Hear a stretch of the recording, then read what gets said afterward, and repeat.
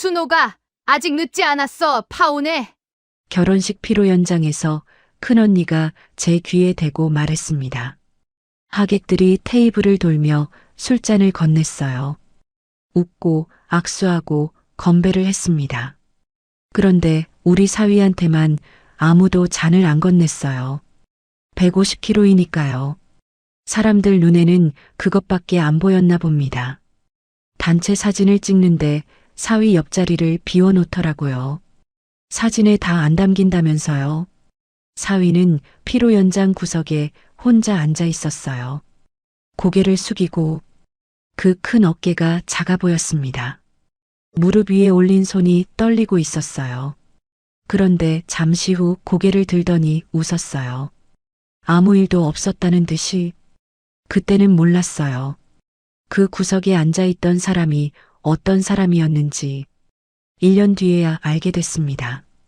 이 이야기는 그 결혼식보다 2달 전으로 거슬러 올라갑니다. 이야기 시작 전 구독과 좋아요 부탁드려요. 어디에서 듣고 계신지 적어주시면 그쪽을 향해 복 받으시길 기도드리겠습니다. 저는 박순옥, 올해 58입니다. 서울 외곽 재래시장에서 반찬 가게를 한 지 20해가 넘었어요. 매일 새벽 4시에 일어나서 콩나물 다듬고 깍두기 버무리고 멸치볶음에 간을 맞추고 그렇게 30년을 살았습니다. 손톱 밑에 고춧가루가 안 빠지는 날이 없었어요. 손등은 항상 갈라져 있었고 허리는 언제부터인가 쭉 펴지지가 않았습니다. 남편 철수는 택시기사예요. 30년째. 새벽에 나가면 밤늦게 들어오고 들어오면 소주 한 잔 마시고 잠듭니다. 말이 없는 사람이에요. 하루에 10마디를 할까 말까.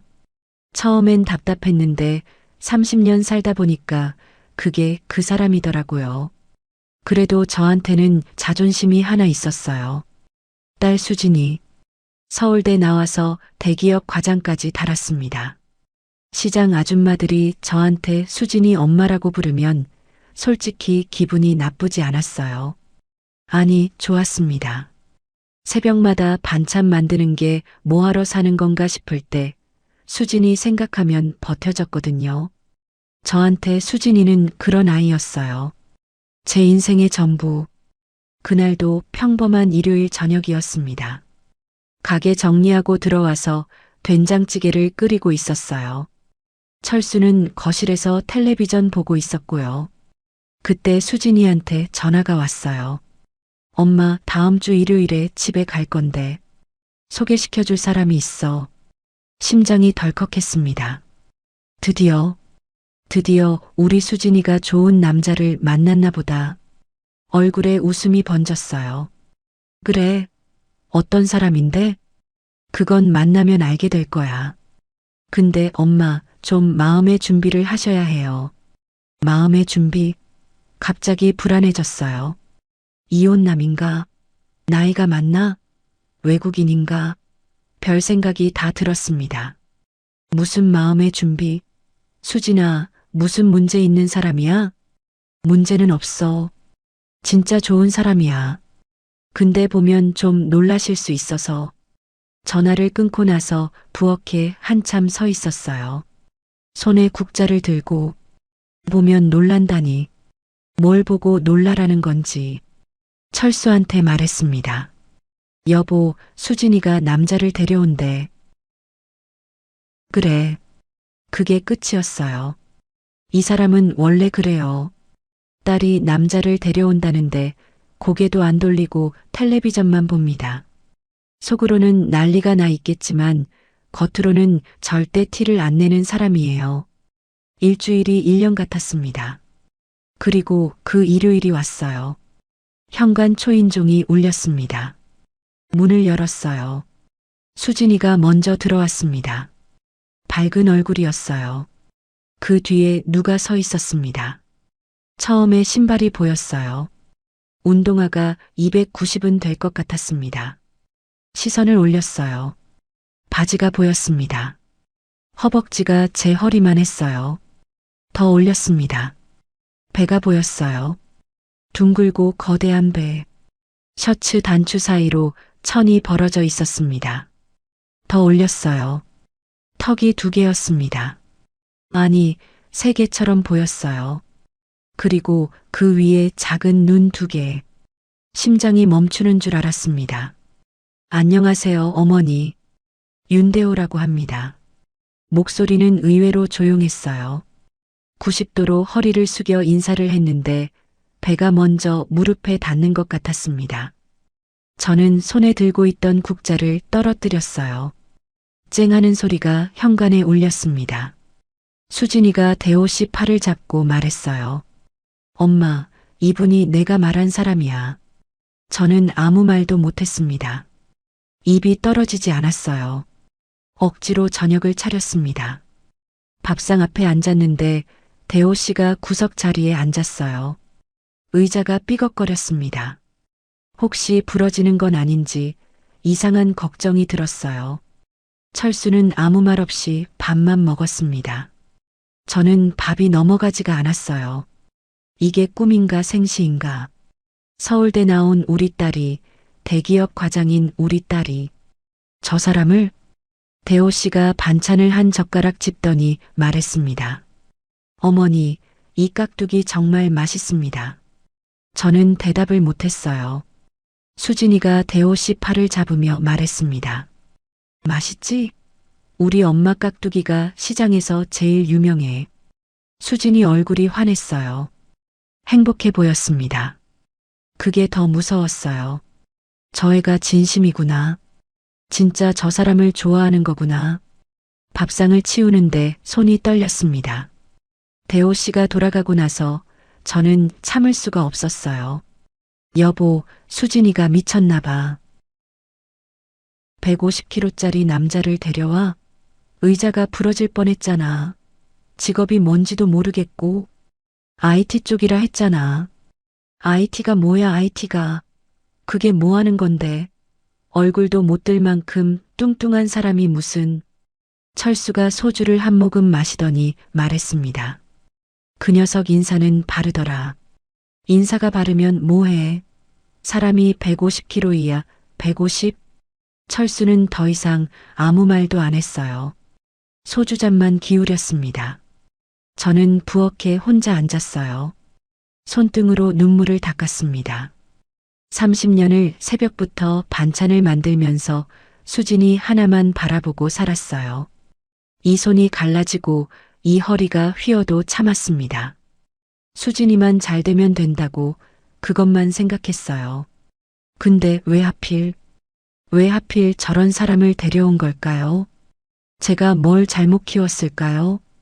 부엌 불을 끄지도 못하고 한참을 울었습니다. 일주일을 잠을 못 잤어요.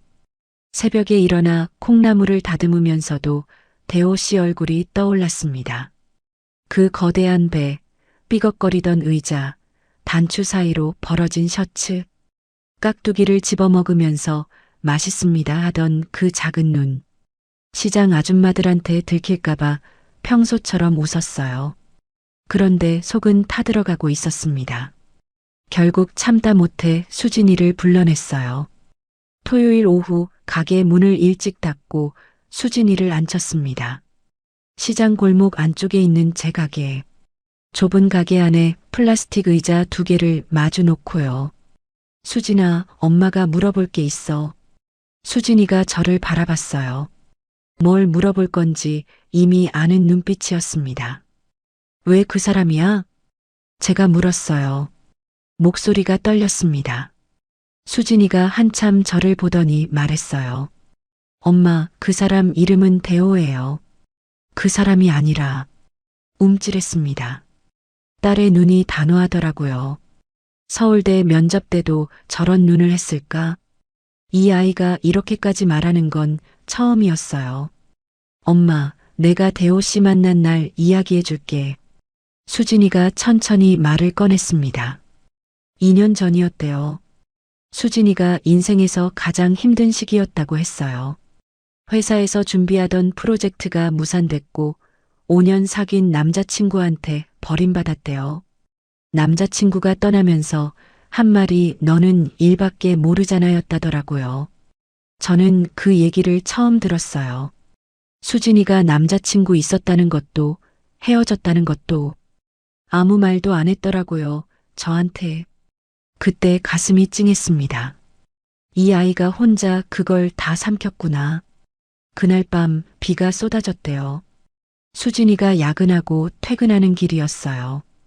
횡단보도 앞에서 갑자기 눈앞이 깜깜해졌다고 했습니다. 과로였어요. 다리에 힘이 풀리면서 그대로 길바닥에 쓰러졌대요. 비를 맞으면서 의식이 몽롱한 상태에서 누군가가 자기를 번쩍 들어 올렸대요. 엄마, 진짜 번쩍이었어. 내가 정신이 반쯤 나간 상태였는데 누군가 나를 들어 올리는 게 느껴졌어. 비를 맞고 있었는데 갑자기 안 맞게 됐어. 누가 나를 감싸고 뛰는 거야. 정신을 차려보니 병원 응급실이었대요. 옆에 사람이 앉아 있었는데 땀범벅이었다고 했습니다. 비에 젖은 건지 땀인 건지 구분이 안 될 정도로 셔츠가 몸에 달라붙어 있었고 숨을 헐떡이고 있었대요. 대호 씨였어요. 150kg의 몸으로 빗속에서 수진이를 업고 병원까지 뛰어간 거였습니다. EKM을. 엄마, 150kg의 EKM을 뛰면 어떻게 되는지 알아? 무릎이 나가. 발목이 나가. 숨을 못 쉬어. 대호 씨 발톱 2개가 빠졌대. 그날 저는 아무 말도 못했어요. 수진이 눈에 눈물이 차오르고 있었거든요. 대호 씨가 나한테 물어본 것도 없었어. 이름도 전화번호도 아무것도. 그냥 뛰었어. 사람이 쓰러져 있으니까. 비가 오니까 그냥 뛰었대. 수진이가 잠시 말을 멈췄어요. 눈물을 삼키더니 다시 말했습니다. 대호 씨한테 형이 있었어. 윤대성이라는 형. 형이 대호 씨의 전부였대요. 부모님을 일찍 여의었거든요. 아버지는 대호 씨가 초등학생 때, 어머니는 고등학생 때. 형이 아버지 역할이자 어머니 역할을 다 했대요. 밥을 차려주고 학교에 데려다주고 대학 등록금까지 벌어준 사람이 형이었다고. 3년 전 형이 퇴근길에 교차로에서 음주운전 차량에 치여 돌아가셨대요. 대호 씨가 매주 그 교차로에 꽃을 놓아.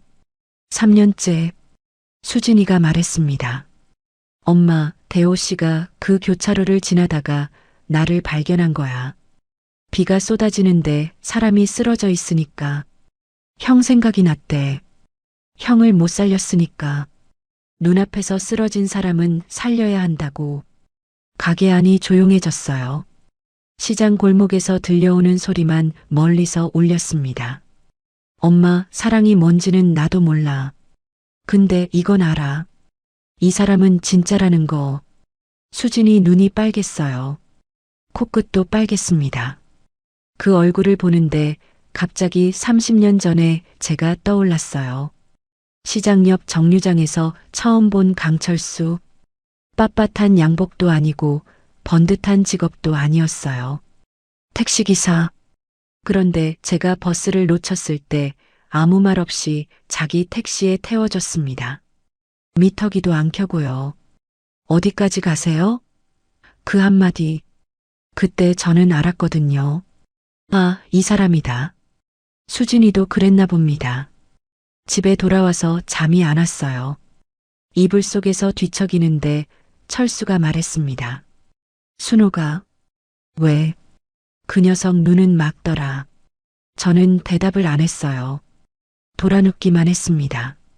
그런데 그 한마디가 자꾸 귓가에 맴돌았어요. 막더라. 30년을 같이 사니 과묵한 남자가 사람을 볼 때 하는 말이 딱 하나 있거든요. 눈이 막다. 이 사람이 그 말을 한 건 제가 기억하기로 딱 2번입니다.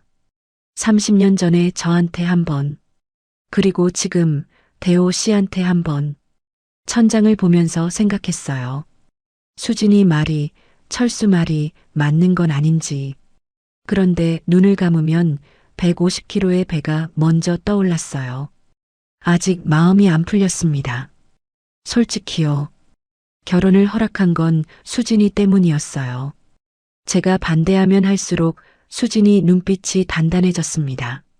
저 아이는 한번 마음먹으면 안 꺾여요. 그건 저를 닮았어요. 철수도 아무 말이 없었고요.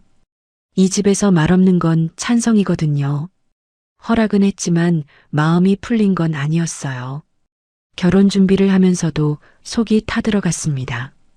청첩장에 사위 이름을 쓰는데 손이 떨렸어요. 윤대호. 석자를 쓰는데 한참이 걸렸습니다. 시장 아줌마들한테 결혼 소식을 알려야 했어요. 한 달 전부터 수진이 엄마 딸 시집 보내? 라고 물어보는 사람이 한둘이 아니었거든요. 사위 뭐 하는 사람이야? IT 쪽이래요. 아, 요새 IT 잘 되잖아. 잘 됐네. 저는 일부러 거기서 끊었어요. 사위가 어떻게 생겼는지는 말 안 했습니다.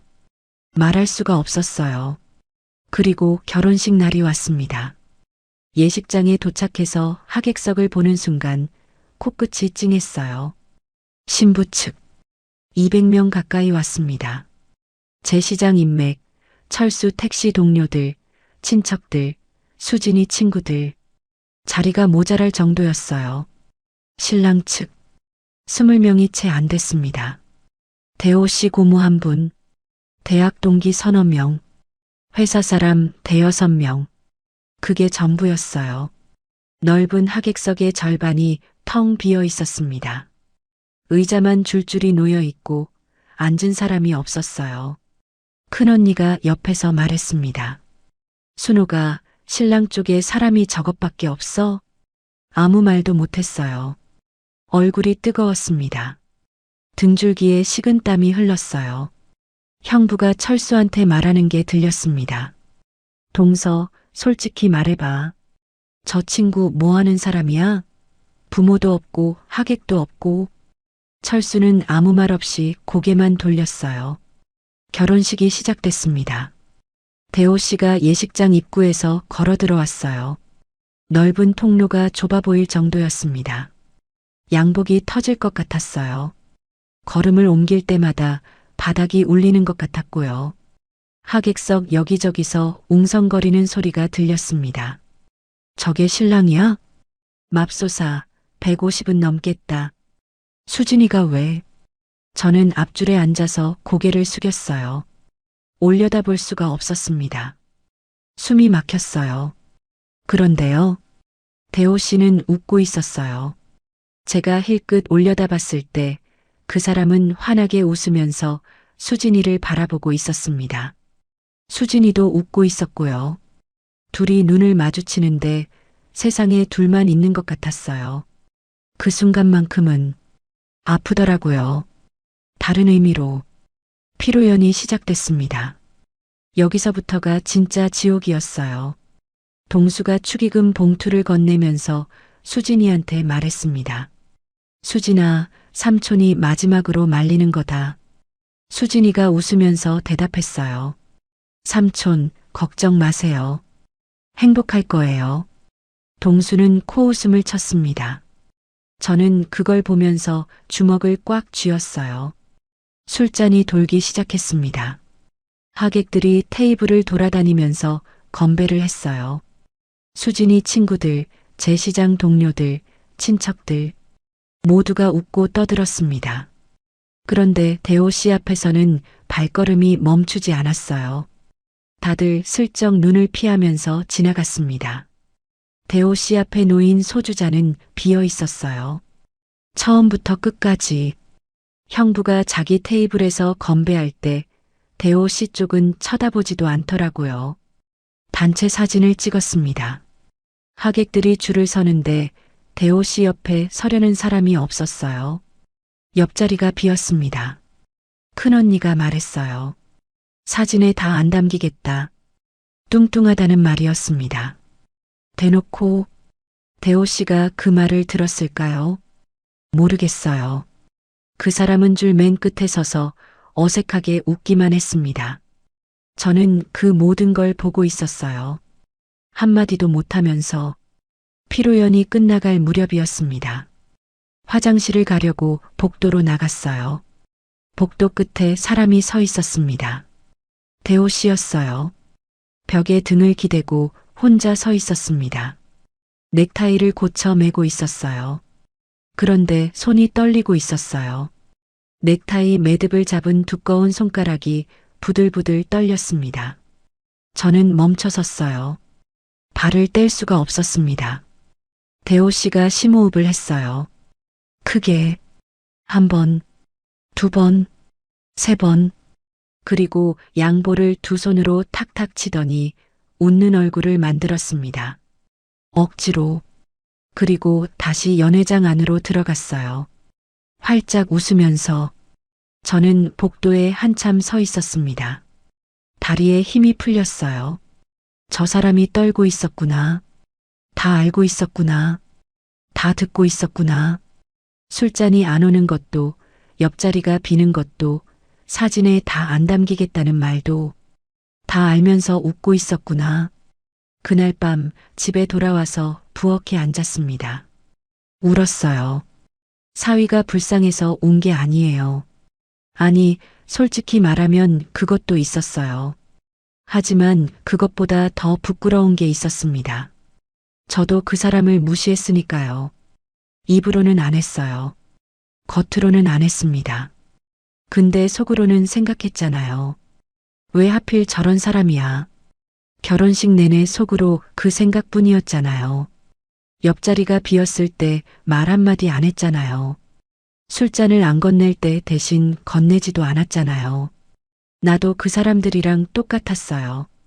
그게 제일 부끄러웠습니다. 앞치마에 얼굴을 묻고 한참을 울었어요. 소리가 새어나오지 않게. 결혼식이 끝나고 저는 대호 씨를 생각하지 않으려고 했어요. 그냥 수진이가 알아서 잘 살겠지. 나는 모르겠다. 그렇게 마음을 닫았습니다. 제가 할 수 있는 건 그것뿐이었으니까요. 그런데 대호 씨가 안 놔줬어요. 결혼하고 첫 번째 토요일이었습니다. 초인종이 울렸어요.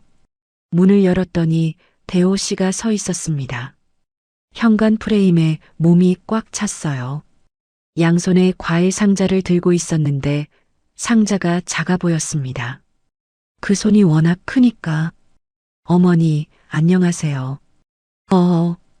왜 왔어? 혹시 집에 고장난 데 없으세요? 뜬금없었어요. 고장난 데가 있냐니. 무슨 수리기사도 아니고. 그런데 솔직히 있긴 했습니다. 화장실 수도꼭지에서 물이 한 달째 똑똑 떨어지고 있었거든요. 철수한테 고쳐달라고 10번도 더 말했는데 그 사람은 다음에만 반복하다 잊어버리는 사람이에요. 화장실 수도꼭지가 좀. 말이 끝나기도 전에 대호 씨가 신발을 벗고 들어왔습니다. 공구 가방을 들고 왔더라고요. 처음부터 고칠 생각으로 온 거였어요. 화장실로 들어가는데 문틀에 어깨가 닿아서 옆으로 비켜 들어가야 했습니다. 쭈그리고 앉아서 수도꼭지를 뜯었어요. 150kg이 쭈그리고 앉으면 어떻게 되는지 아세요? 배가 무릎을 덮어요. 팔을 뻗으려면 배를 옆으로 밀어야 했습니다. 숨소리가 거칠었어요. 분명 힘들었을 거예요. 그런데 아무 내색도 안 했습니다. 뚝! 수도꼭지가 고쳐졌습니다. 어머니, 됐습니다. 땀을 뻘뻘 흘리면서 웃었어요. 제가 차를 한 잔 내왔더니 두 손으로 받으면서 90도로 인사를 했습니다. 감사합니다, 어머니. 차 한 잔에 저렇게까지. 좀 당황스러웠어요. 그게 시작이었습니다. 그 다음 토요일에도 왔어요. 현관 전등이 깜빡인다고 하니까 전등을 갈았습니다. 그 다음 주에는 거실 미닫이 문이 안 닫힌다고 하니까 레일을 갈았어요. 그 다음 주에는 화장실 타일이 들떴다고 하니까 본드로 붙였습니다. 매주 토요일마다 왔어요. 한 번도 안 빠지고. 저는 처음에 불편했어요. 올 것 없는데 왜 와 했습니다. 그러면 대호 씨는 극적이면서 말했어요. 할 일이 없어서요. 거짓말인 거 알았어요. 수진이한테 들었거든요.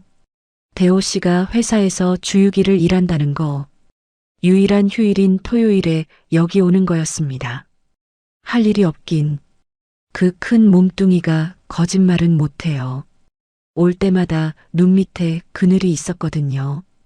그런데 절대 내색을 안 했어요. 고쳐주고 차 마시고 감사합니다. 어머니 하고 갔습니다. 매주 그 큰 손으로 기어코 다 고치고 갔어요. 2달쯤 지났을 때였습니다. 제가 가게에서 반찬을 나르다가 허리가 삐끗했어요. 주저앉았습니다. 시장 아줌마들이 부축해서 일으켜줬는데 한동안 허리를 못 펴겠더라고요. 수진이한테 전화가 갔나 봐요. 수진이가 바로 전화했습니다. 엄마, 대호 씨 보내도 돼? 됐어. 뭘 그런 걸. 허리 좀 삔 건데. 알겠어. 무리하지 마. 그게 끝인 줄 알았어요.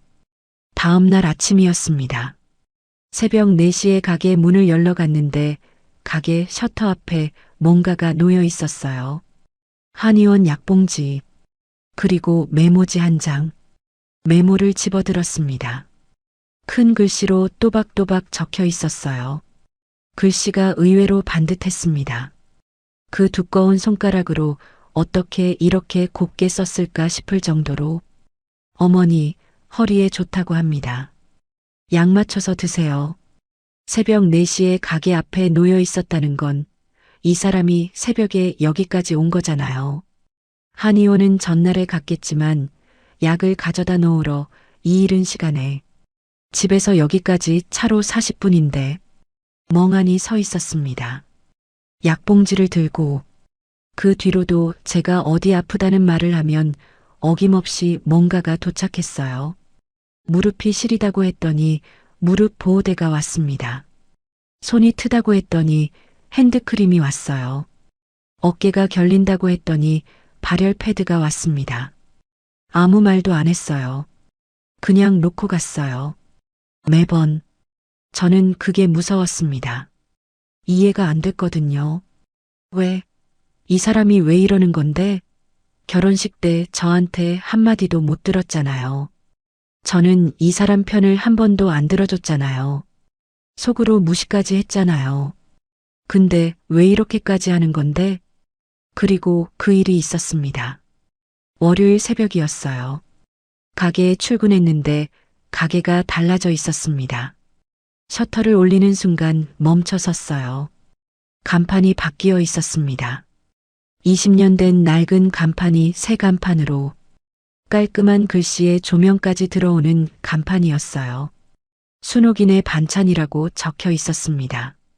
안으로 들어가니 냉장 진열대가 새 것이었어요. 20년 동안 이 냉장고 소리가 윙윙거려서 잠을 못 잤는데 소리가 없었습니다. 바닥 장판도 새로 깔려 있었어요. 이게 뭐야? 옆 가게 아줌마한테 물었습니다. 어젯밤에 젊은 사람들이 와서 했는데 키가 크고 좀 큰 남자가 직접 지휘하더라고. 밤새 했어. 좀 큰 남자. 좀 큰 정도가 아니잖아요. 수진이한테 전화했어요. 손이 떨렸습니다. 이거 대호가 한 거야? 수진이가 잠시 머뭇거렸어요. 엄마, 대호 씨가 말하지 말라고 했는데. 미안해. 왜 이런 걸 해? 돈이 얼마나 든 건데? 엄마 가게가 너무 낡았다고. 본인이 하고 싶었대. 20년 동안 새벽마다 서신 가게니까. 최소한 냉장고는 바꿔드려야 한다고. 전화기를 들고 한참 서 있었어요. 20년 동안 새벽마다 서신 가게. 이 사람이 그걸 알고 있었구나. 제가 20년을 새벽 4시에 일어나서 이 가게에 섰다는 걸. 이 사람이 보고 있었구나. 새 진열대에 비친 제 얼굴이 보였습니다. 울고 있었더라고요. 언제부터 울고 있었는지 모르겠어요. 그날 저녁 철수한테 말했어요. 여보, 대호가 가게를 다 고쳐놨어. 그래. 20년 된 냉장고도 바꾸고 간판도 바꾸고 장판도 깔고. 여보, 그 애가 왜 그러는 거야? 우리가 뭘 해줬다고. 철수가 소주를 한 모금 마시더니 한참 뜸을 들였습니다. 이 사람이 뜸을 들이면 중요한 말이 나와요. 30년을 같이 살아서 아는 거예요. 그 녀석이 수진이를 사랑하는 거겠지. 그게 수진이 사랑하는 거랑 무슨 상관이야. 우리 가게를 왜 고쳐? 철수가 저를 봤어요. 30년 만에 처음 보는 눈빛이었습니다. 답답하다는 것도 아니고 화가 났다는 것도 아니고 뭐라고 해야 할까? 너는 아직도 모르겠냐는 눈빛. 수진이 엄마한테 잘하는 게 수진이 사랑하는 거 아니겠어. 입을 다물었습니다. 아, 맞는 말이었어요. 이 과묵한 남자가 30년 만에 가장 긴 문장을 말한 것 같았어요. 그날 밤 이불 속에서 생각했습니다. 수도꼭지, 전등, 미닫이문, 타일, 허리약, 무릎 보호대, 핸드크림, 발열 패드, 간판, 냉장고, 장판. 이 사람이 한 것들을 세어봤어요. 아무 말도 안 하고 아무것도 바라지 않고 매주 토요일마다 유일한 휴일을 반납하면서 새벽에 약을 갖다 놓으면서 밤새 가게를 고치면서 이 사람이 달라 보이기 시작했어요. 아니, 솔직히 말하면 이 사람은 처음부터 같은 사람이었어요. 달라진 건 제 눈이었습니다. 추석이 다가왔습니다. 9월 들어서부터 속이 답답했어요. 명절이 오면 친척들을 봐야 하잖아요. 큰언니, 형부, 동수, 결혼식 때 그 꼴을 만든 사람들을 생각만 해도 이가 갈렸어요. 아니, 솔직히 말하면 무서웠습니다. 또 무슨 말을 할까? 또 대호 씨한테 어떻게 할까? 수진이한테 전화했어요. 수진아, 추석에 대호는 안 와도 되는데. 엄마, 대호 씨가 가겠대. 안 가도 된다고 해. 뭐하러 와서 불편한 소리를 들어. 대호 씨가 그랬어. 가족이니까 당연히 가야 한다고. 전화를 끊고 한참 가만히 있었어요. 가족이니까. 결혼식 때 술잔 하나 안 받고 옆자리가 비고 사진에 안 담긴다는 소리까지 들었는데 그래도 가족이니까 간다고요. 저는 그 말이 아팠어요. 왜 아픈지는 그때 몰랐습니다. 나중에야 알았어요. 그게 부끄러움이었다는 걸. 추석 당일 큰언니네 집에 갔습니다. 거실에 온 가족이 모여 있었어요. 큰언니가 부엌에서 전을 부치고 있었고 형부는 거실 소파에 앉아 텔레비전을 보고 있었습니다. 동수는 벌써 소주를 한잔하고 있었고요. 동수네 마누라, 큰언니네 아들 민준이, 민준이 와이프 다 모여 있었어요. 대호 씨가 들어오는 순간 거실이 조용해졌습니다. 그 커다란 몸이 현관을 겨우 통과했어요. 명절이라고 새 셔츠를 입고 왔는데 단추가 배 부분에서 벌써 벌어져 있었습니다. 양손에 선물 보따리를 들고 있었어요. 안녕하세요, 이모님, 형부님, 삼촌어른. 대호 씨가 허리를 90도로 숙여 인사했습니다. 큰언니가 대호 씨를 위아래로 훑어보더니 대꾸도 안 했어요. 형부는 고개만 까딱했습니다. 동수는 쳐다보지도 않았고요. 수진이 얼굴이 굳었어요. 저는 수진이 손을 잡았습니다. 괜찮다고, 참으라고. 전을 부치고 나무를 묻히고 차례상을 차렸습니다. 대호 씨가 앞치마를 두르겠다고 했어요. 제가 말렸습니다. 남자가 부엌에 들어가면 큰언니가 또 뭐라 할 테니까.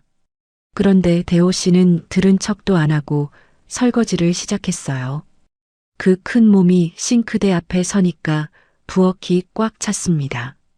배가 싱크대에 딱 붙었어요. 팔을 뻗으려면 옆으로 비스듬히 서야 했어요. 그래도 묵묵히 접시를 닦았습니다. 문제는 거실에서 시작됐어요. 전을 다 부치고 거실에 나왔을 때 큰언니가 제 옆에 앉더니 말했습니다. 순호가 그래서 사위 아직도 그 모양이야? 저는 이를 악물었어요. 동수가 옆에서 끼어들었습니다.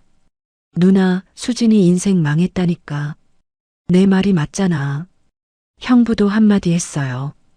저 몸으로 돈이나 제대로 벌겠어?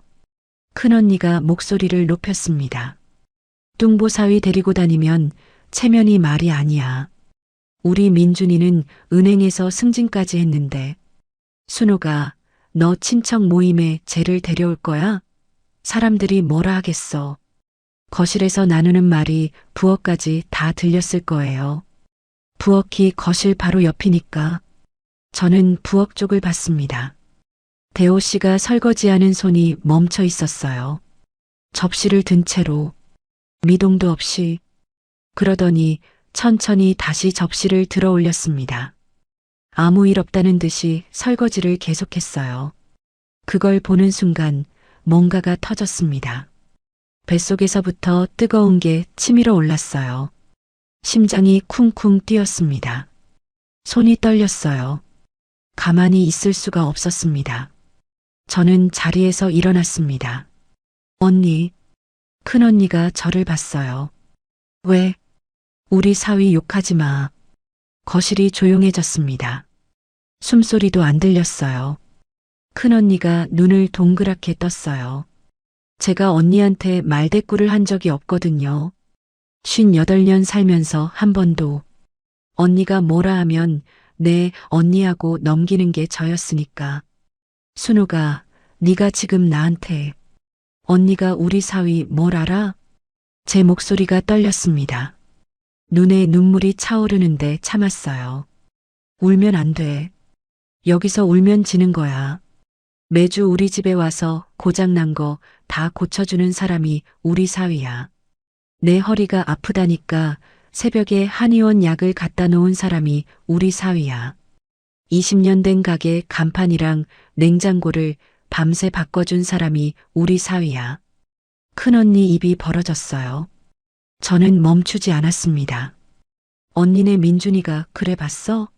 매주 장모 집에 와서 수도꼭지 고쳐봤어? 무릎 보호대 사다 준 적 있어? 민준이 얼굴이 하얘졌어요. 동수 너는? 내가 매형한테 뭘 해줬어? 명절 때 얼굴 한번 비치는 게 전부잖아. 동수가 입을 다물었습니다. 우리 사위는 결혼식 때 옆자리가 비어도 술잔이 안 와도 사진에 안 담긴다는 소리를 들어도 웃었어. 한 번도 화를 안 냈어. 그게 뭔지 알아? 그게 사람인 거야. 목이 메었습니다. 눈물이 터질 것 같았어요. 근데 참았습니다. 다시는 우리 사위 앞에서 그런 말 못해. 못해. 손이 떨렸어요. 다리도 떨렸습니다. 58년 살면서 이렇게 큰 소리를 낸 적이 없었어요. 거실이 얼어붙었습니다. 큰언니가 입을 벌렸다 닫았어요. 동수는 소주잔만 만지작거렸고 형부는 딴 데를 보고 있었습니다. 그때 철수가 움직였어요. 소주잔을 탁 내려놓고 일어났습니다. 30년 동안 친척 모임에서 입 한 번 안 연 사람이에요. 모두가 철수를 봤습니다. 철수가 조용히 그러나 한 글자 한 글자 또박또박 말했어요. 대호는 우리 가족이야. 다시는 우리 사위 앞에서 그런 말 안 했으면 좋겠어. 거실에 정적이 흘렀습니다. 이 사람이 30년 만에 친척들 앞에서 입을 연 거예요. 30년. 그 과묵한 사람이 일어서서 한 말이 대호는 우리 가족이야였어요. 큰언니가 고개를 돌렸습니다. 동수가 자리에서 일어나 베란다로 나갔어요. 형부는 아무 말 없이 텔레비전 볼륨을 올렸습니다. 그날 밤이었어요. 친척들이 다 돌아가고 큰언니네 부엌을 정리하고 있었습니다. 대호 씨가 제 앞에 왔어요. 어머니. 왜? 대호 씨가 무릎을 꿇었습니다. 저는 깜짝 놀랐어요. 150kg의 무릎을 꿇으면 어떻게 되는지 아세요? 바닥이 쿵 하고 울려요. 그만큼 무거운 몸이 내려앉은 거예요. 그리고 양손을 바닥에 짚고 큰 절을 했습니다. 이게 뭐야, 일어나. 대호 씨가 고개를 들었어요. 눈이 벌겋더라고요. 울고 있었습니다. 그 큰 얼굴에 눈물이 줄줄 흐르고 있었어요. 감사합니다, 어머니. 뭐가 감사해, 일어나. 사위가 장모한테 큰절을 하면 어떡해. 살면서 누가 저를 그렇게 감싸준 적이 없었습니다. 그 한마디에 저도 울었어요. 이 사람이 평생 돼지라는 별명을 달고 살았다면서요. 학교에서, 군대에서, 어디서든 구석에 앉았다면서요. 누가 자기 편을 들어준 적이 없다면서요. 제가 한 게 뭐라고. 고작 언니한테 한마디 한 것뿐인데 이 사람한테는 그게 난생 처음인 거예요. 일어나. 제발 일어나. 대호 씨를 일으켜 세웠습니다. 일으키는데 팔에 힘이 하나도 안 들어갔어요. 150kg를 어떻게 일으켜요. 대호 씨가 스스로 일어난 거예요. 그런데 저는 팔을 놓지 못했습니다. 수진이가 부엌 문 앞에 서서 울고 있었어요. 아무 말도 없이 집에 돌아오는 차 안에서 아무도 말이 없었습니다. 철수가 운전하고 저는 조수석에 앉아 있었어요. 창밖으로 가로등 불빛이 줄줄이 지나갔습니다. 철수가 앞을 보면서 말했어요. 잘했어. 2글자. 그게 전부였어요. 저는 고개를 돌려서 창밖을 봤습니다. 눈물이 또 흘렀거든요. 이 사람한테는 안 보여주고 싶었어요. 근데 알더라고요. 30년을 같이 산 사람은 고개를 돌려도 아는 거예요. 철수가 아무 말 없이 히터를 올렸습니다. 추석이 지나고 마음이 좀 편해졌어요. 언니한테 한마디 한 게 후련하기도 했고 대호 씨한테 큰절을 받은 게 아직도 생생했거든요. 그 큰 몸이 바닥에 닿던 소리, 그 작은 눈에서 흘러내리던 눈물, 잊히지가 않았습니다. 토요일마다 대호 씨는 여전히 왔어요. 달라진 건 저였습니다. 예전에는 올 것 없는데 왜 와였는데 이제는 아침부터 반찬을 하나 더 만들어 놓게 됐어요. 대호 씨가 좋아하는 깍두기를 넉넉히 담아 놓았습니다. 직접 좋아한다고 말한 적은 없는데 매번 깍두기를 제일 먼저 집으니까 알 수 있었거든요. 대호 씨는 여전히 뭔가를 고쳤어요. 고칠 게 없으면 만들어서라도 고쳤습니다. 화분 받침대가 기울었다고 나사를 조이고 현관 신발장 문짝이 삐걱거린다고 경첩을 바꾸고 그 큰 몸으로 기어코 뭔가를 고쳐야 직성이 풀리는 사람이었어요. 이제는 그 모습이 싫지 않았습니다. 아니, 솔직히 말하면 기다려졌어요. 토요일이 추석 지나고 2주쯤 됐을 때였어요. 저녁에 텔레비전을 보고 있었습니다. 철수는 소파에서 이미 잠이 들었고요. 뉴스가 나오고 있었어요. 경제 뉴스였는데 평소 같으면 채널을 돌렸을 겁니다. 그런데 화면에 뜬 글자가 눈에 확 들어왔어요. AI 의료 진단 플랫폼 닥터브릿지 시리즈비 투자 유치 완료. 기업 가치 2천억 원 돌파. 2천억. 숫자가 너무 커서 실감이 안 났어요. 제가 시장에서 깍두기 한 통 팔아서 5천원 버는 사람인데 그 다음 줄이었습니다. CTO 윤대호 씨는 얼굴 비공개로 유명하며 돌아가신 형 윤대성 씨와 함께 창업한 것으로 알려져. 윤대호. 저는 텔레비전 앞으로 다가갔어요. 무릎으로 기어갔습니다.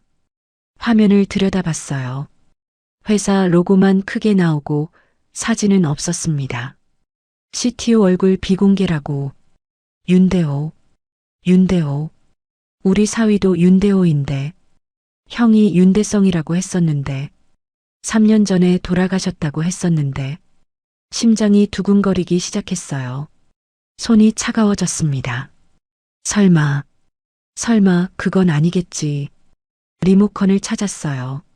손이 떨려서 채널을 2번이나 잘못 눌렀습니다. 뉴스는 이미 다음 소식으로 넘어가 있었어요. 수진이한테 전화했습니다. 밤 11시였어요. 수진아, 엄마, 이 시간에 왜? 방금 뉴스에 닥터브릿지라는 회사 나왔는데 CTO가 윤대호래. 설마 우리 대호? 수진이가 한참 말이 없었어요. 전화기 너머로 숨소리만 들렸습니다. 그 침묵이 답이었어요. 이미 알고 있었던 거죠. 엄마, 맞는 거야? 아닌 거야? 대호 씨가 엄마한테 직접 말하고 싶대. 이번 주말에 가도 돼? 전화를 끊고 소파에 주저앉았습니다. 이천호, 우리 사위가 매주 토요일에 수도꼭지 고치러 오던 사람이, 새벽에 한의원 약을 갖다 놓던 사람이, 결혼식에서 구석에 앉아 혼자 웃고 있던 사람이, 추석에 부엌에서 설거지하던 사람이 잠이 안 왔어요. 그날 밤 한숨도 못 잤습니다. 토요일이 왔어요. 대호 씨가 왔습니다. 현관문을 열었을 때 이 사람이 달라 보일 줄 알았어요. 2천억이니까 뭔가 다르게 보일 줄 알았어요. 똑같았습니다. 커다란 배에 단추가 벌어진 셔츠, 작은 눈에 초승달 미소, 양손에 과일 상자. 어머니, 안녕하세요. 거실에 마주 앉았어요. 제가 차를 내왔습니다. 대호 씨가 두 손으로 찻잔을 받았어요. 그 두꺼운 손가락에 감싸인 찻잔이 작아 보였습니다. 철수도 옆에 앉았어요. 수진이는 부엌에서 나오지 않았습니다. 울 것 같았나 봐요. 대호 씨가 입을 열었어요. 어머니, 아버님, 드릴 말씀이 있습니다. 저는 닥터브릿지의 공동 창업자이자 CTO입니다. 차를 마시려던 철수의 손이 멈췄습니다. 저는 이미 알고 있었지만 본인 입으로 직접 들으니까 다르더라고요. 가슴이 쿵 내려앉았어요. 이 회사는 형과 함께 시작했습니다. 대호 씨 눈이 붉어졌어요. 형 이야기가 나오면 늘 그랬습니다. 형이 돌아가시기 전에 그랬어요. 대호야, 우리가 만든 기술로 사람을 살리자. 그게 우리가 할 수 있는 전부다. 그래서 형 이름을 걸고 시작한 회사입니다.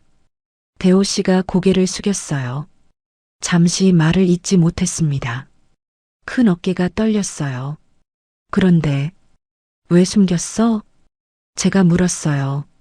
목소리가 나오지 않을 것 같았는데 겨우 나왔습니다. 대호 씨가 고개를 들었어요. 저를 바라봤습니다. 어머니, 저는 어릴 때부터 돼지라는 별명을 달고 살았습니다. 초등학교 때부터요. 급식줄에서 뒤에 있는 애들이 돼지가 또 먹으러 온다고 했어요. 중학교 때는 체육복이 안 맞아서 혼자 교복으로 체육을 했어요. 고등학교 때는 짝이 없었습니다. 짝꿍 뽑기에서 남은 사람이 항상 저였어요. 대호 씨가 웃었어요. 서글프게 입꼬리만 올라간 웃음이었습니다. 누가 저한테 잘해주면 항상 의심했어요. 내가 좋아서? 아니면 돈 때문에? 회사가 커지면 커질수록 그 의심이 심해졌어요. 사람들이 다가오면 무서웠습니다. 그래서 얼굴을 안 공개한 거야? 네. 얼굴도 재산도 숨겼습니다. 수진이한테도 1년 만에야 말했어요. 대호 씨가 찻잔을 내려놓았어요. 저는 돈으로 사랑받고 싶지 않았습니다. 그냥 윤대호로 사랑받고 싶었어요. 150kg짜리 뚱보 윤대호. 그 사람 자체로 목이 메었어요. 숨을 삼켰습니다. 대호 씨가 저를 바라봤어요. 그런데 어머니가 추석 때 저를 감싸주셨잖아요. 아무것도 모르면서, 제가 누군지도 뭘 가졌는지도 모르면서 그냥 우리 사위 욕하지 말라고 하셨잖아요. 그 한마디가. 대호 씨가 말을 멈췄어요. 입술을 꽉 깨물었습니다. 눈에서 눈물이 떨어졌어요. 살면서 처음이었습니다. 누가 저를 있는 그대로 감싸준 게 그때 알았습니다. 이분한테는 말씀드려도 되겠다고. 저는 참을 수가 없었어요. 울음이 터졌습니다. 아이고, 내가 이걸 진작 알았으면. 아니야. 울다가 고개를 저었어요. 아니야. 몰랐어도 그래야 했는데, 처음부터 그래야 했는데, 가슴을 쳤어요. 진짜 쳤습니다. 주먹으로. 나도 속으로는 널 무시했는데, 처음에 현관문 열었을 때 국자를 떨어뜨렸잖아. 결혼식 때 고개를 숙이고 있었잖아. 추석 때 언니가 뚱보사위라고 할 때 속으로 틀린 말은 아니지 생각했잖아. 그런 내가 말을 잇지 못했어요. 대호 씨가 조용히 말했습니다. 어머니, 그래도 일어나셨잖아요. 다른 사람은 아무도 안 일어났는데 어머니가 일어나셨잖아요. 철수가 소주잔을 들었어요. 한 모금 마시고 내려놓았습니다. 그리고 나직이 말했어요. 대호야, 이 아버지도 미안하다. 아버지. 철수가 자기를 아버지라고 부른 적은 추석 때도 없었어요. 처음이었습니다. 이 과묵한 남자가 스스로를 아버지라고 칭한 것. 대호 씨한테. 대호 씨가 고개를 푹 숙였어요. 그 커다란 어깨가 들썩거렸습니다. 소리 없이 울고 있었어요. 부엌에서 수진이가 나왔어요. 눈이 퉁퉁 부어 있었습니다. 수진이가 대호 씨 옆에 앉아서 팔을 잡았어요. 아무 말도 안 했습니다. 그냥 잡았어요. 네 사람이 거실에 앉아 있었습니다. 아무도 말이 없었어요. 텔레비전에서 흘러나오는 소리만 작게 울렸습니다. 그날 밤 저는 잠을 못 잤어요. 천장을 보면서 생각했습니다. 2천억이 중요한 게 아니었어요. 그 아이가 평생 돼지라는 말을 들으면서도 웃으면서 살아온 게, 누구한테도 사랑받지 못하면서도 매주 우리 집에 와서 수도꼭지를 고쳐준 게, 새벽에 한의원 약을 갖다 놓고 이름도 안 남긴 게, 결혼식에서 복도에서 혼자 떨면서도 다시 웃는 얼굴을 만들어서 들어간 게, 그게 진짜였는데 저는 겉만 봤어요. 150kg. 그 숫자만 봤습니다. 그 안에 뭐가 들었는지는 보지 않았어요.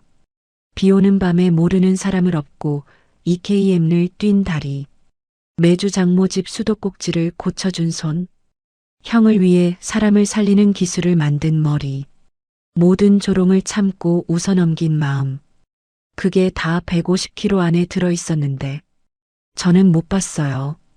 58년 살면서 가장 부끄러운 밤이었습니다. 설날이 왔습니다. 추석 이후로 큰언니한테 연락이 뜸했어요. 동수도 마찬가지였고요. 저한테 한 소리 들은 게 찔렸나 봅니다. 솔직히 저도 좀 껄끄러웠어요. 58년 살면서 처음 언니한테 소리를 질렀으니까. 그런데 명절은 명절이에요. 안 갈 수가 없었습니다. 설 일주일 전 대호 씨가 찾아왔어요. 토요일 방문이 아니라 평일 저녁이었습니다. 수진이 없이 혼자. 이건 처음이었어요. 어머니, 드릴 말씀이 있습니다. 거실에 마주 앉았어요.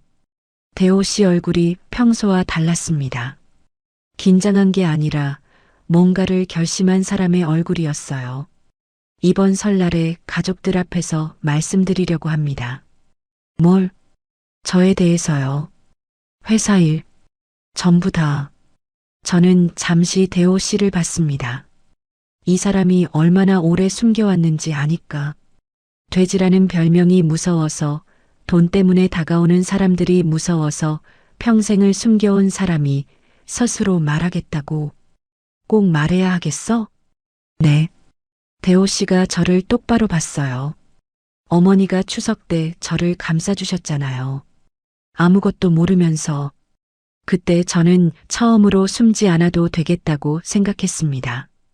어머니가 저를 감싸주신 것처럼 저도 이제 저를 부끄러워하지 않으려고요. 가슴이 뜨거워졌어요. 아무 말도 못하고 고개만 끄덕였습니다. 그래, 알겠다. 설날 큰언니네 집에 갔습니다. 현관문을 열고 들어서는데 대호 씨가 제 옆에 섰어요. 예전에는 항상 맨 뒤에 서서 고개를 숙이고 들어왔는데 이날은 달랐습니다. 제 바로 옆에. 어깨가 문틀에 닿았지만 비키지 않았어요. 거실에 온 가족이 모여 있었습니다. 큰언니가 부엌에서 나오다가 대호 씨를 보고 눈을 흘겼어요. 동수는 소주를 마시다 말고 고개를 돌렸고요. 형부는 안경 너머로 슬쩍 봤습니다. 추석 때 일이 있으니까 다들 입조심은 하고 있었어요. 대놓고 말은 안 했지만 눈빛은 달라지지 않았습니다. 차례를 지내고 밥을 먹고 과일을 깎았습니다.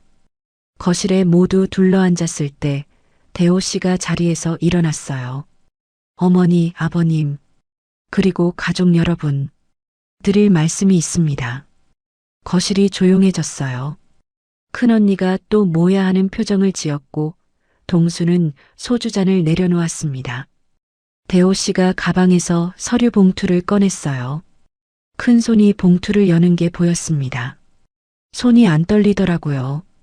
이 사람이 결심하면 안 떨어요.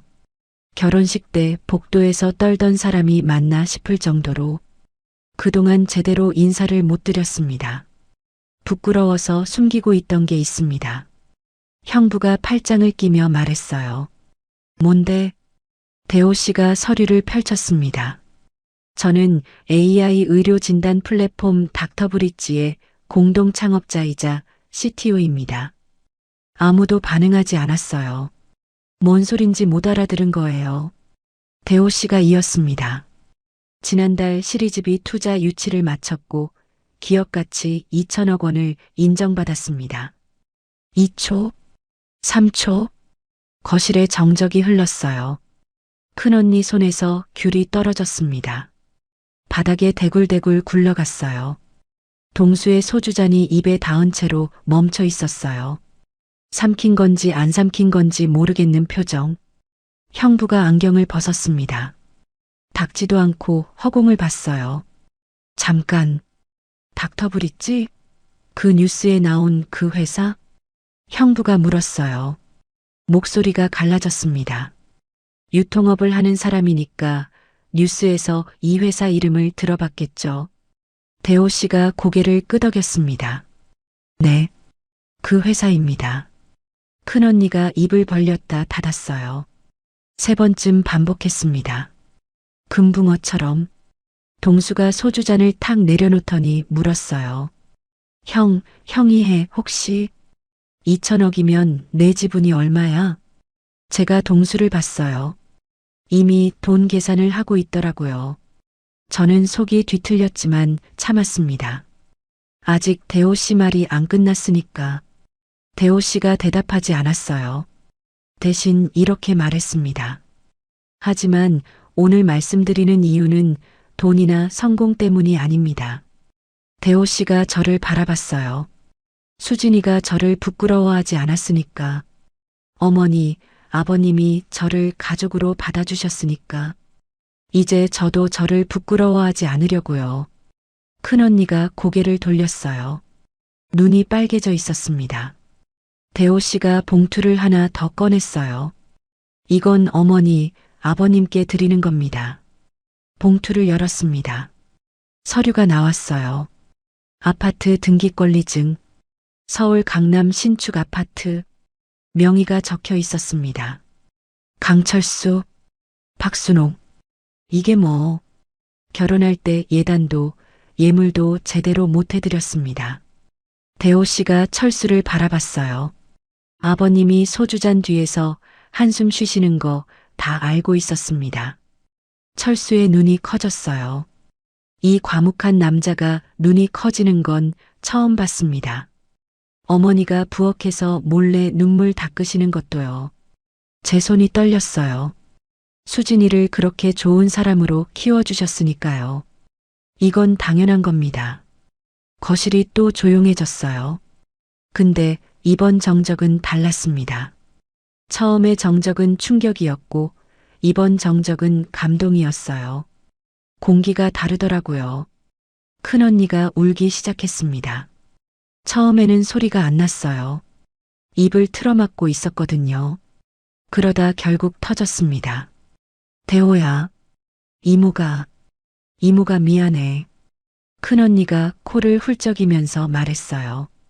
결혼식 때 이모가 너한테 너무 못했지. 사진에 다 안 담긴다고 했지.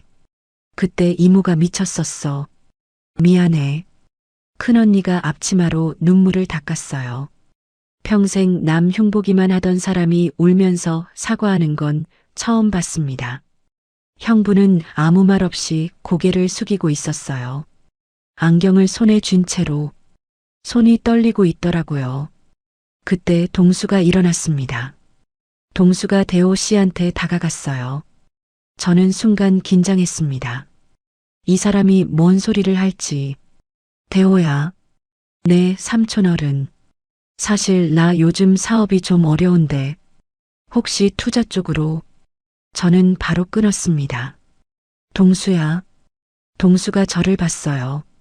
사위한테 돈 얘기하지 마. 차갑게 말했어요. 한 글자도 안 떨렸습니다. 동수가 입을 다물었어요. 슬금슬금 자리로 돌아갔습니다. 저는 대호 씨를 봤어요. 대호 씨가 저를 보고 있었습니다.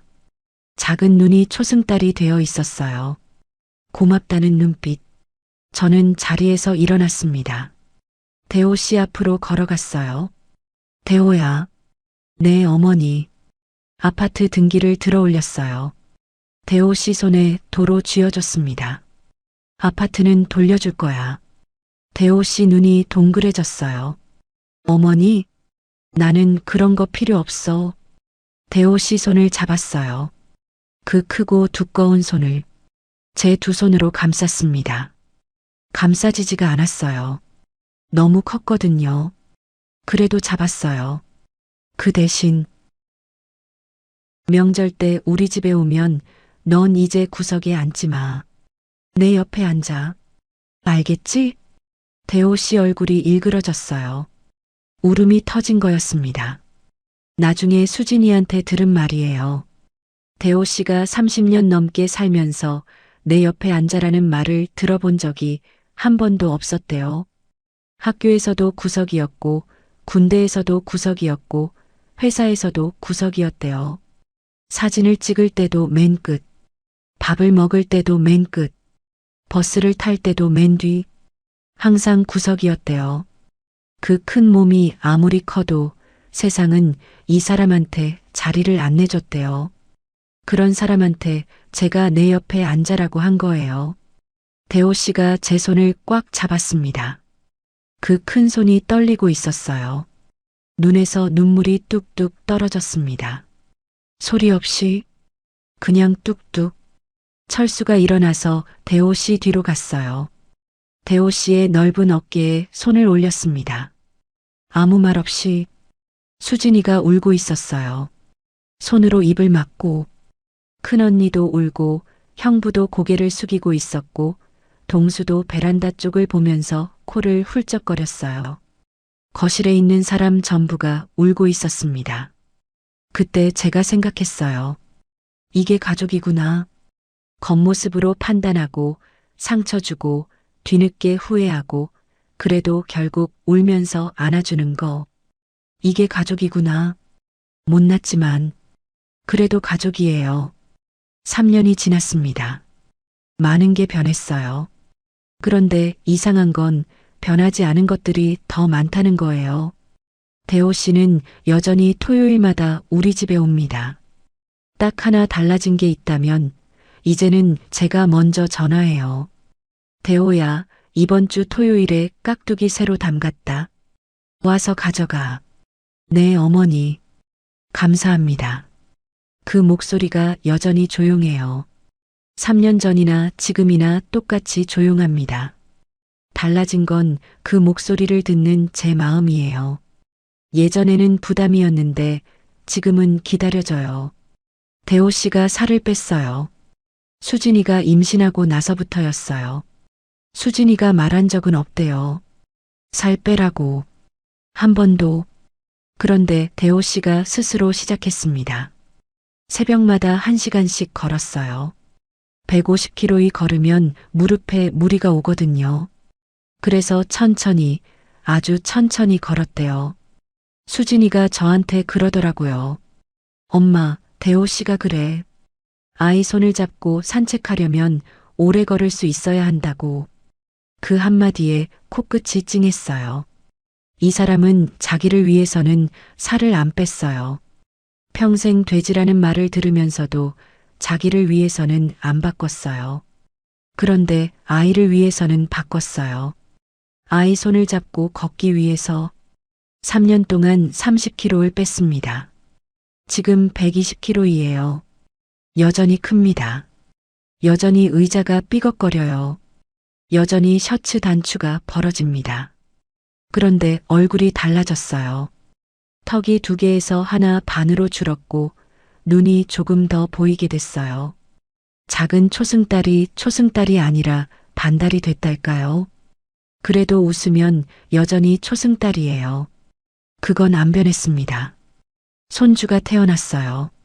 남자아이. 이름은 윤시연. 대호 씨가 직접 지었대요. 시는 볼시, 현은 나타날 현. 보이는 것 너머를 본다는 뜻이래요. 저는 그 이름을 듣고 한참 아무 말을 못했어요. 이 사람이 평생 겉모습 때문에 판단받으면서 살아온 걸 아니까. 아들한테는 그런 세상을 보는 눈을 주고 싶었나 봅니다. 시연이가 100일이 되던 날 대호 씨가 시연이를 안고 우리 집에 왔어요. 현관문을 열었는데 그 커다란 품에 작은 아이가 안겨 있었습니다.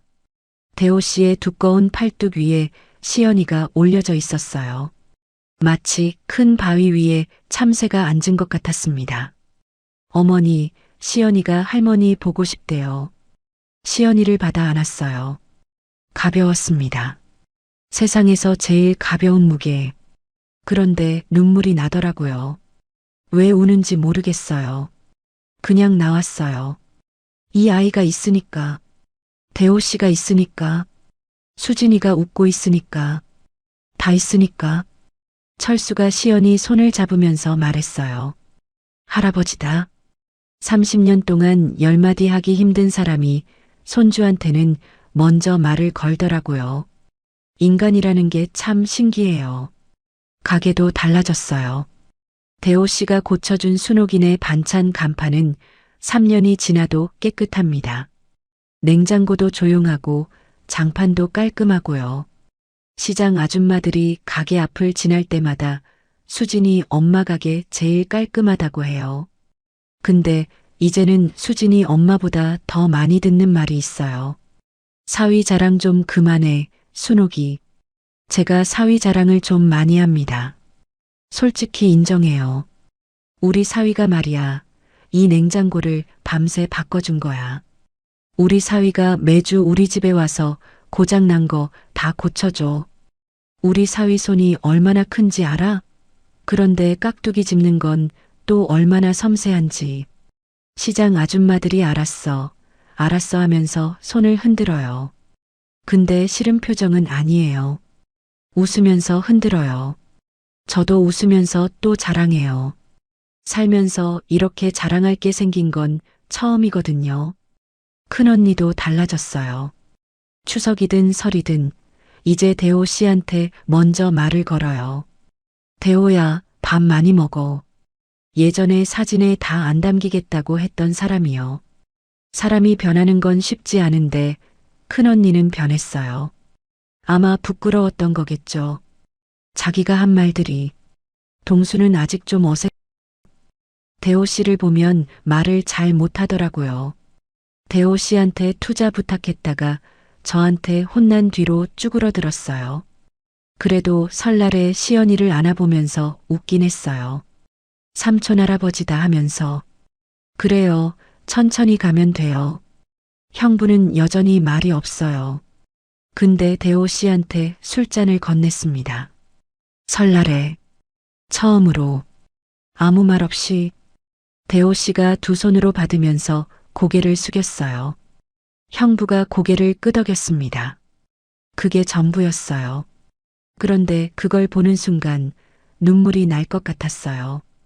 결혼식 때 아무도 안 건넸던 술잔을 3년 만에 형부가 건넨 거잖아요. 며칠 전이었어요. 시연이 돌잔치를 했습니다. 가족 사진을 찍었어요. 사진사가 모이세요 하니까 모두가 줄을 섰습니다. 큰언니, 형부, 동수, 민준이, 수진이, 철수, 저. 그리고 대호 씨. 대호 씨가 맨 끝으로 가려고 했어요. 습관이에요. 30년 동안 맨 끝에 서던 습관. 제가 대호 씨 팔을 잡았습니다. 어디가? 여기. 제 옆에 세웠어요. 대호 씨가 저를 봤어요. 눈이 벌겋더라고요. 또 울려고 하길래 제가 먼저 말했습니다. 울면 사진 못 찍어. 대호 씨가 코를 훌쩍이면서 웃었어요. 초승달 눈으로. 사진사가 카메라를 들었어요. 하나, 둘, 셋. 찰칵. 사진이 찍혔습니다.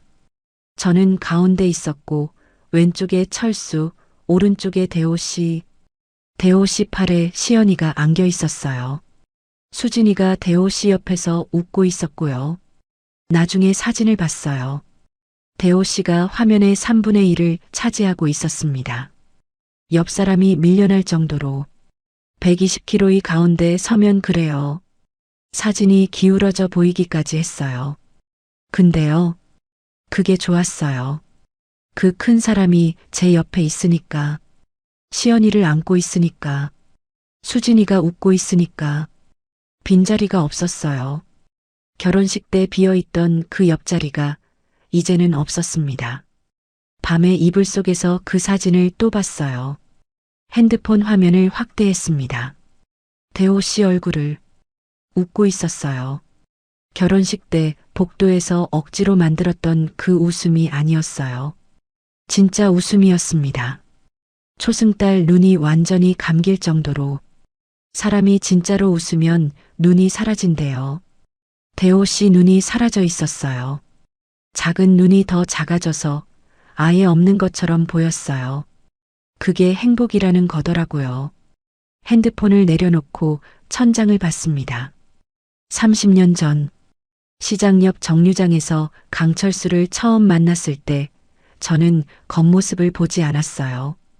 반듯하지 않은 양복, 낡은 구두, 택시기사라는 직업. 그런 건 안 봤어요. 그 사람이 아무 말 없이 미터기를 안 켜고 저를 태워줬을 때, 아, 이 사람이다 했거든요. 근데 대호 씨한테는 그러지 못했어요. 150kg이라는 숫자만 봤습니다. 그 안에 뭐가 들었는지는 보지 않았어요.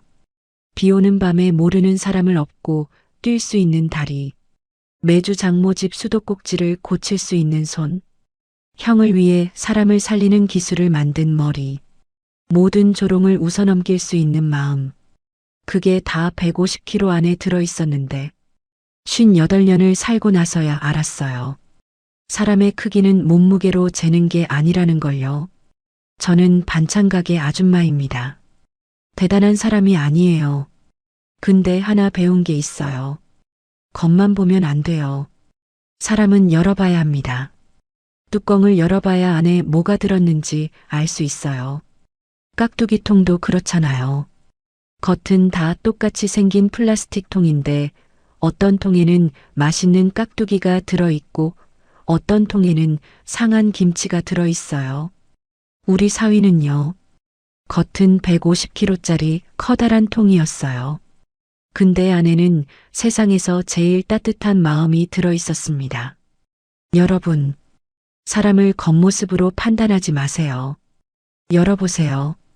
그 안에 뭐가 들었는지. 그게 제가 58년 살면서 배운 전부입니다. 이야기를 끝까지 들어주신 여러분, 감사합니다. 이야기가 마음에 드셨다면 구독과 좋아요 부탁드려요. 어디에서 듣고 계신지 적어주시면 그쪽을 향해 복 받으시길 기도드리겠습니다. 여러분도 행복하세요.